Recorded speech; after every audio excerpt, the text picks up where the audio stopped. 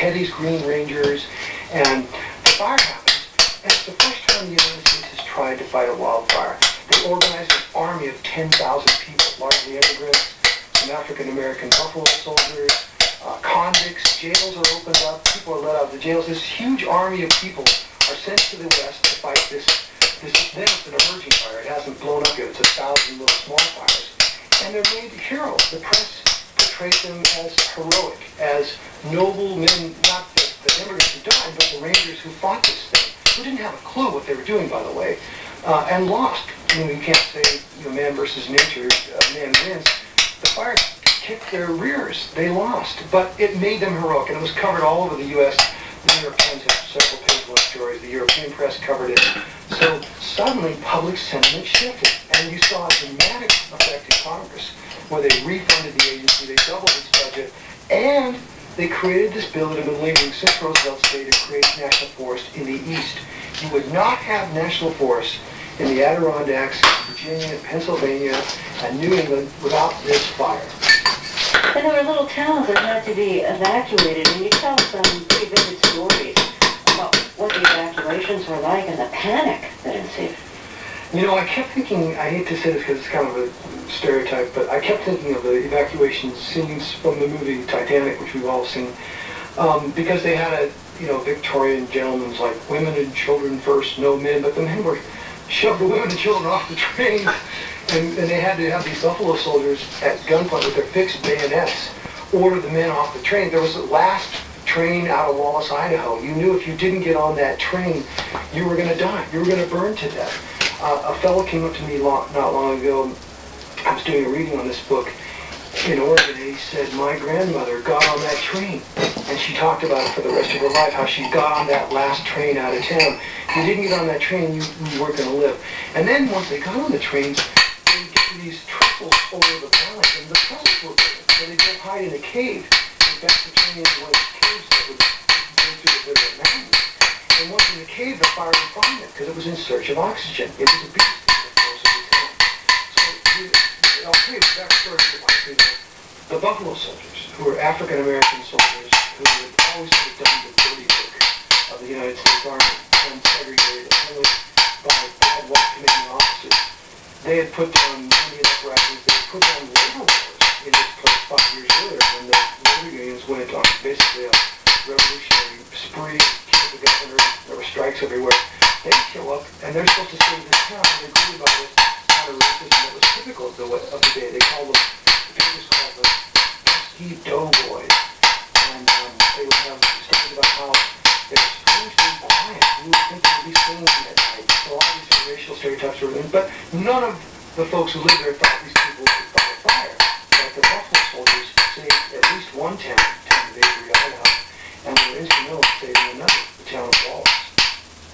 So once the fire spread, and it was covering millions of acres, how were people recruited to fight the fire? Well, they had done the recruiting in advance because there were all these little fires, and they wanted to get. They knew, big towns were going to start to be engaged. Towns like Spokane. It had such a atmosphere of almost totalitarian power over you. You went in there, you just felt crushed. And I went in there as someone who sort of agreed with the idea of going there. I was kind of okay with it. Whereas my friends and people around the neighborhood, they really didn't like to go. And I went in there as someone who was very comfortable learning about Islam. I thought I would just be learning the Quran, and I would do well. That was really the entirety of my point of view. And I went in there, and it just kind of blew me away as to how... 2-inch flat-screen TV. And the hall has a new name, Lemke Hall, named for Marine Corporal Matthew Lemke. His friends called him Lumpy. It was a name given to him by a football coach. I was never fond of it, but... That's Claudia Lemke remembering her son, number 70 on his high school football jersey, excited to join the Marines. We tried to dump him out of it. We envisioned him going to school. Matthew Lemke served 2 tours in Iraq and was on foot patrol in Afghanistan this past June when he stepped on an IED. He died of complications several weeks later. He was 22. Pretty soon the family heard from the VFW they wanted to to name the new building after Matt. We think it's awesome that they decided to do that. What an honor. He would not understand what all the fuss is about. It seemed like a place that your son would have liked to come. I think younger guys don't think of themselves as joining this type of organization, but I think as they come back and find out that they're missing out on some of their benefits, that this type of organization will be helpful to them. Look around the hall at breakfast, though, and you see the trouble. Remember I mentioned at the meeting about a DFW hockey poker run? It's a room full of gray heads filled with old memories. Well, I was in the Navy between 61 and 65. Served in Vietnam. And I served in Vietnam in 72 and 3. Vietnam, 67 and 68. I served in Vietnam, Dong Ha, Quang Tri in 67 and 68. The veterans gather after breakfast to talk about their new space and a new approach. Well, I like to think that the reason that we did this wasn't for us, but was for the Iraqi veterans. That Bill Phillips, a schoolmaster, he says their former hall was a source of conflict.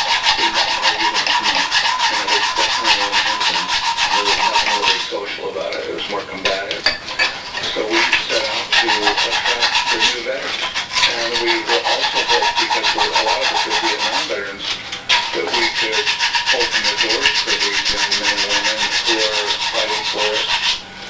Naming the hall after Matt is sending that message. Would there have been veterans who said, I don't like this new idea of what you're trying to do with outreach to the younger kids coming back? That's not what VFW is for me. Well, if I could speak. This is the post commander, Ron Holland. And we had a couple of old members that when he brought up that he wanted for the Iraqi Afghan people, and we were going to do this and that, and literally we had a member who says we don't want a bunch of crazies around. As if we're not. Head cases. And so you think the board As if we're not. One of the things that was brought up was PTSD. And one of the members said we shouldn't be touching PTSD. And there's many of us, we suffer from PTSD. Well, I actually had one of the old members tell me that everything was fine here until the Vietnam veteran guys came. As if we weren't allowed to be in the VFW. And, I mean, that's holding on to those memories that, you know, we've got to move on. We've got to open our doors. And that's our mission. Our mission is to help veterans, period. And that wasn't happening. Like Bill Phillips, Ron Holland also remembers coming back. It is a dinosaur, and we need to change it. You know, the guys are passing away, those old timers. Very nice people, good history in the VFW. That's the one thing I love about the history there. But we need to start putting our history in there. They need somebody to carry on the legacy for the kids that come after us. All around Portland, there are VFW posts that have closed their doors in recent years as members died and funds dried up. In Tualatin, Post 3452 is counting on its new building with Matthew Lemke's name on it and new members to keep it going. As one veteran told me, I don't want to be the last one standing here.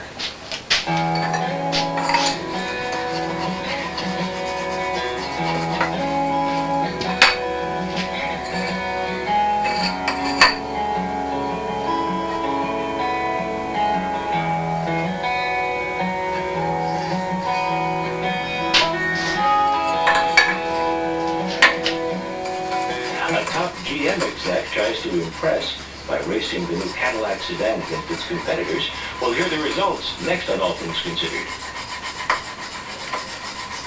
It's your public radio, member-supported 88.1 WYPR, your NPR news station. Let's see how it's going out there. Rick, what's the latest? Well, let's check the Beltway, Diane, brought to you by AAA. Interloop West Side, you could run into some heavy traffic now. 95 up to Security. Get on the top side, York to Providence. Slow on northbound 795, approaching the scene of a crash, now cleared prior to Owings Mills Boulevard. Down in Severna Park, northbound Ritchie Highway, closed at Pasadena Road due to a wreck. Rick Hoschel, 88. 88.1 WYPR. Thanks, Rick. Programming today made possible by listener members and by the Maryland Science Center, presenting Da Vinci, the Genius, a new exhibition chronicling the life and times of Leonardo da Vinci, over 65 working inventions, anatomy studies, and the secrets of the Mona Lisa are on display in this national touring exhibition. More information at marylandsciencecenter.org. Renewable energy, but breaking America's coal addiction isn't so easy. The good Lord put more coal in the ground in America than any other country in the world. And we need to treat it as an asset, just as it is on any company's balance sheet. I'm Kai Rizal. What's at stake with global warming in our series, The Climate Race, next time on Marketplace from American Public Media. That's coming away this evening at 6:30 on your public radio, member-supported WYPR. It's 10 till 5. From NPR News, this is All Things Considered. I'm Melissa Block in California. And I'm Robert Siegel in Washington. It makes sense that our next item should come on a day when the new GDP numbers tell us the recession is officially over, despite unemployment that keeps rising toward 10%. Not only are bonus-paying banks acting like bonus-paying banks again, our biggest automaker is even acting like a big automaker again. Today in Monticello, New York, GM Vice Chair Bob Lutz, a one-time Marine pilot who used to commute to work by helicopter, took to the track at the Monticello Motor Club in New York's Catskill Mountains. Lutz challenged other drivers, including some